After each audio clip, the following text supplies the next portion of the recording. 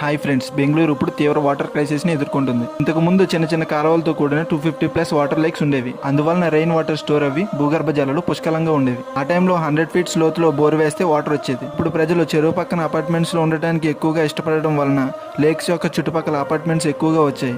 ఇలా లేక్ చుట్టూ అపార్ట్మెంట్స్ ఎక్కువగా కట్టడం వల్ల రెయిన్ వాటర్ లేక్ లోకి వెళ్లే దారి మొత్తం కప్పెట్టేశారు. అందువల్ల చెరువులు ఎక్కువగా ఎండిపోవడం మొదలైంది. అలా ఎండిపోయిన ఆ చెరువు ప్లేస్ లో అక్కడ government play grounds and public parks apartments ని ఎక్కువగా నిర్మించింది. అయితే ఇప్పుడు బెంగళూరులో 50 కన్నా తక్కువ లేక్స్ ఉన్నాయి.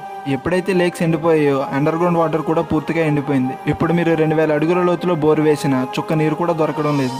దీనికి గల కారణం ప్రజలు ఎక్కువగా లేక్ సైడ్ వ్యూ ఉన్న అపార్ట్మెంట్స్ ఉండడానికి ఇష్టపడటం. ఇప్పుడు బెంగళూరులో వచ్చిన వాటర్ క్రైసిస్ అనేది ఒక హెచ్చరిక లాంటిది. మనం వాటర్ ని పొదుపుగా వాడకపోతే ఫ్యూచర్ లో ఈ పరిస్థితి దేశమంతా వస్తుంది. కాబట్టి సేవ్ వాటర్. వీలైనంత ఎక్కువ మందికి ఈ వీడియోని షేర్ చేయండి. అలానే ఇలాంటి నీటి కొరత రాకుండా ఉండాలంటే ఏం చేయాలో కింద కామెంట్ చేయండి. ఈ వీడియో నచ్చితే లైక్ చేసి ఖచ్చితంగా ఛానల్ ని